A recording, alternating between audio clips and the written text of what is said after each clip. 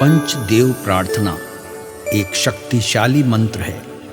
प्रातःकाल सच्चे मन से इसे सुनने से जीवन के सभी दुख तुरंत दूर होने लगते हैं। पंचदेव प्रार्थना को प्रतिदिन सुनने से जीवन के असंभव कार्य भी संभव हो जाते हैं।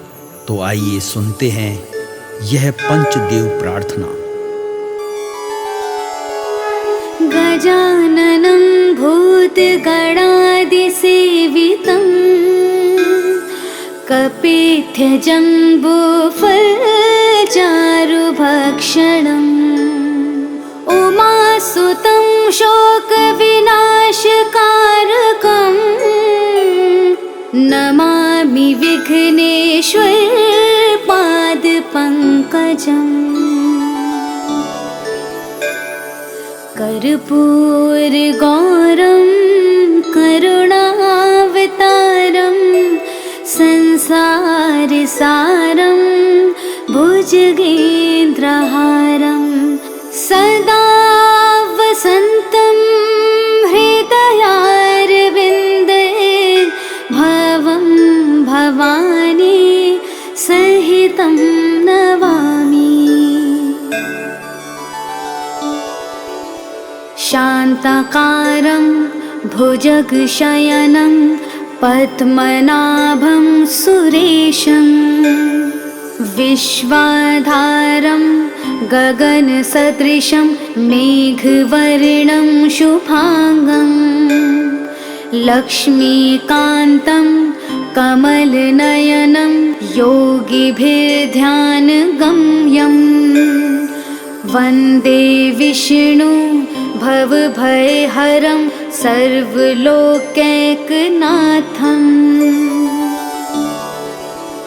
नीलाम्बुजश्यामलकोमलाङ्गं सीतासमारोपितवामभागं पाणो महासायकचारुचापं नमामि रामं रघुवंशनाथम्। मनोजवं मारुततुल्यवेगं जितेन्द्रियं बुद्धिमतां वरिष्ठं वातात्मजं वानुरयूथमुख्यं श्रीरामदूतं शरणं प्रपद्ये। करारविन्देन पादारविन्दं मुखारविन्दे विनिवेशयन्तं वटस्य पत्रस्य पुटेश्यानं बालं मुकुन्दं मनसा स्मरामि।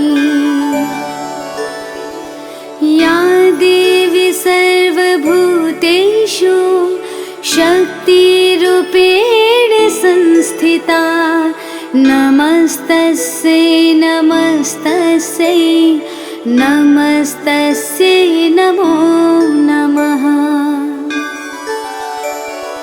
नीलाञ्जनासमाभासं रविपुत्रं यमाग्रजं छायामार्तण्डसम्भुतं तं नमामि शनैश्चरम्। गजाननं भूतगणादिसेवितं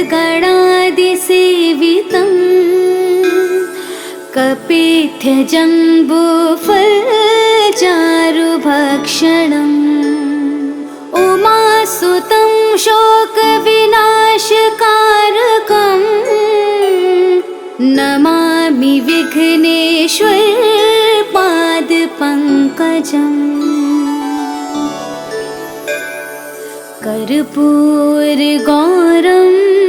करुणावतारं संसारसारं भुजगेन्द्रहारं सदा वसन्तं हृदयारविन्दे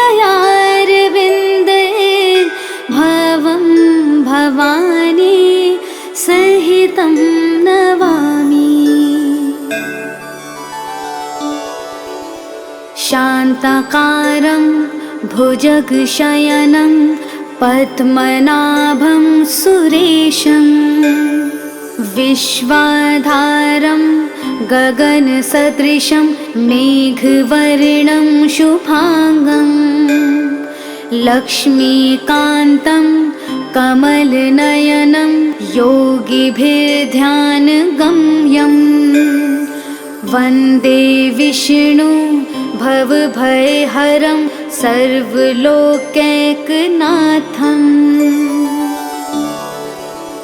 नीलाम्बुजश्यामलकोमलाङ्गं सीतासमारोपितवामभागं पाणो महासायकचारुचापं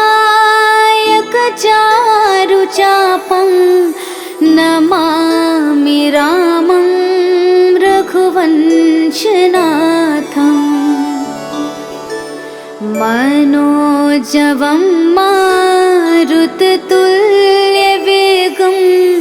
जितेन्द्रियं बुद्धिमतां वरिष्ठं वातात्मजं वानुरयोधमुख्यं श्रीरामदूतं शरणं प्रपद्ये करारविन्देन पादारविन्दं मुखारविन्दे विनिवेशयन्तं वटस्य पत्रस्य पुटेश्यानं बालं मुकुन्दं मनसा स्मरामि। या देवी सर्वभूतेषु शक्तिरूपेण संस्थिता नमस्तस्यै नमस्तस्यै नमस्तस्यै नमो नमः।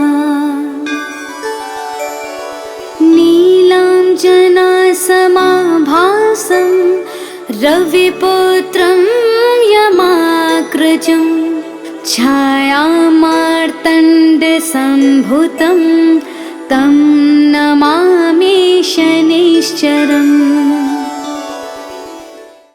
गजाननं भूतगणादिसेवितं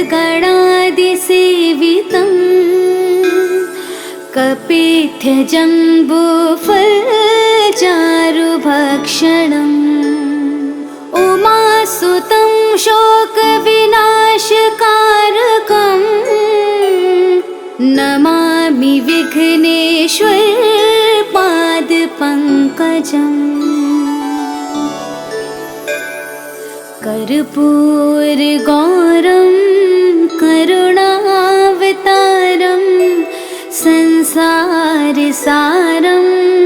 भुजगेन्द्रहारं सदा वसन्तं हृदयारविन्दे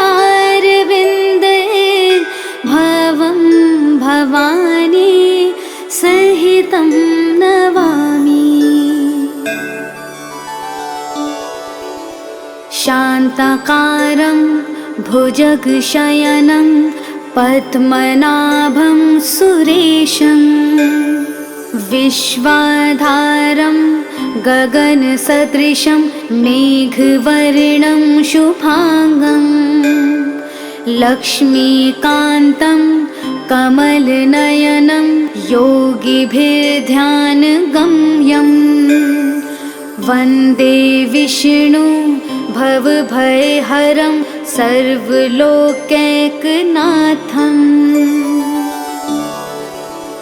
नीलाम्बुजश्यामलकोमलाङ्गं सीतासमारोपितवामभागं पाणो महासायकचारुचापं नमामि रामं रघुवंशनाथम् मनोजवं मारुततुल्यवेगं जितेन्द्रियं धीमतां वरिष्ठं वातात्मजं वानुरयोऽथ मुख्यं श्रीरामदूतं शरणं प्रपद्ये। करारविन्देन पादारविन्दं मुखारविन्दे विनिवेशयन्तं वटस्य पत्रस्य पुटेश्यानं बालं मुकुन्दं मनसा स्मरामि। या देवी सर्वभूतेषु शक्तिरूपेण संस्थिता नमस्तस्यै नमस्तस्यै नमस्तस्यै नमो नमः। नीलाञ्जनासमाभासं रविपुत्रं यमाग्रजं छायामार्तण्डसम्भुतं तं नमामि शनैश्चरम्। गजाननं भूतगणादिसेवितं कपित्थजम्बूफलचारुभक्षणम् उमासुतं शोकविनाशकारकं नमामि विघ्नेश्वरपादपङ्कजम्। कर्पूरगौरं करुणावतारं संसारसारं भुजगेन्द्रहारं सदा वसन्तं हृदयारविन्दे भवं भवानी सहितं नमामि।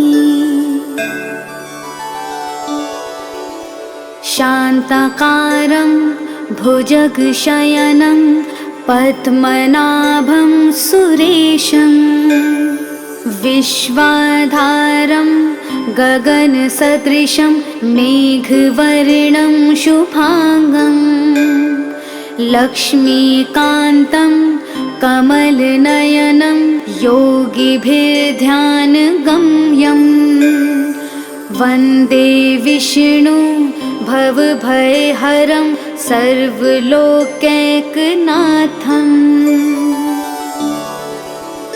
नीलाम्बुजश्यामलकोमलाङ्गं सीतासमारोपितवामभागं पाणो महासायकचारुचापं नमामि रामं रघुवंशनाथम्। मनोजवं मारुततुल्यवेगं जितेन्द्रियं बुद्धिमतां वरिष्ठं वातात्मजं वानुरयोऽथ मुख्यं श्रीरामदूतं शरणं प्रपद्ये। करारविन्देन पादारविन्दं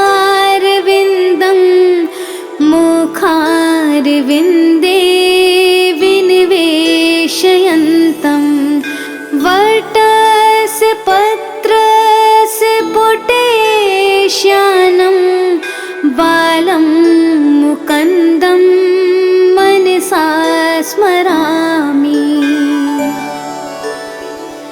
या देवी सर्वभूतेषु शक्तिरूपेण संस्थिता नमस्तस्यै नमस्तस्यै नमस्तस्यै नमो नमः। नीलाञ्जनासमाभासं रविपुत्रं यमाग्रजं छायामार्तण्डसम्भुतं तं नमामि शनिश्चरम्। गजाननं भूतगणादिसेवितं कपित्थजम्बूफलचारुभक्षणम्। उमासुतं शोकविनाशकारकम् नमामि विघ्नेश्वरपादपङ्कजम्। कर्पूरगौरं करुणावतारं संसारसारं भुजगेन्द्रहारं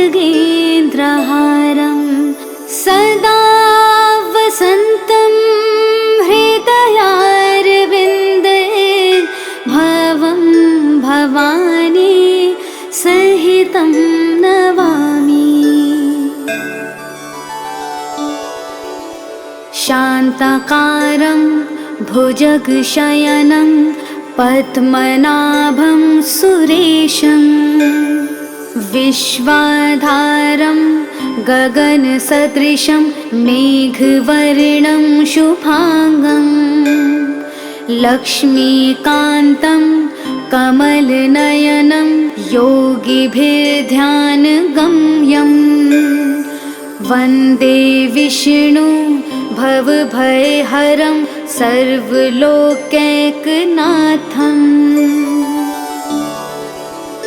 नीलाम्बुजश्यामलकोमलाङ्गं सीतासमारोपितवामभागं पाणो महासायकचारुचापं नमामि रामं रघुवंशनाथम्।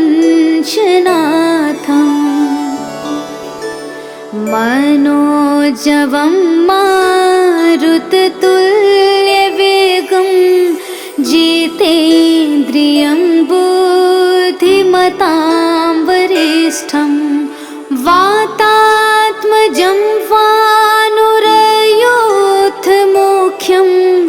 श्रीरामदूतं शरणं प्रपद्ये। करारविन्देन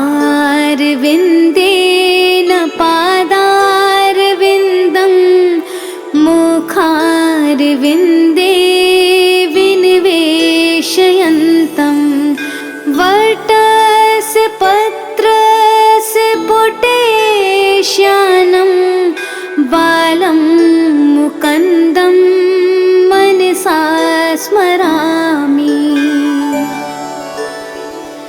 या देवी सर्वभूतेषु शक्तिरूपेण संस्थिता नमस्तस्यै नमस्तस्यै नमस्तस्यै नमो नमः।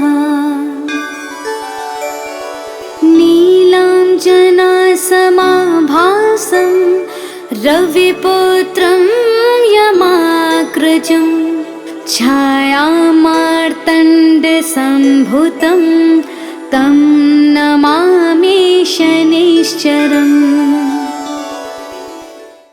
गजाननं भूतगणादिसेवितं कपित्थजम्बूफलचारुभक्षणम् उमासुतं शोकविनाशकारकम् नमामि विघ्नेश्वरपादपङ्कजम्। कर्पूरगौरं करुणावतारं संसारसारं भुजगेन्द्रहारं सदा वसन्तं हृदयारविन्दे भवं भवानी सहितं नमामि। शान्ताकारं भुजगशयनं पद्मनाभं सुरेशं विश्वाधारं गगनसदृशं मेघवर्णं शुभांगं लक्ष्मीकान्तं कमलनयनं योगिभिर्ध्यानगम्यं वन्दे विष्णु भवभयहरं सर्वलोकैकनाथम्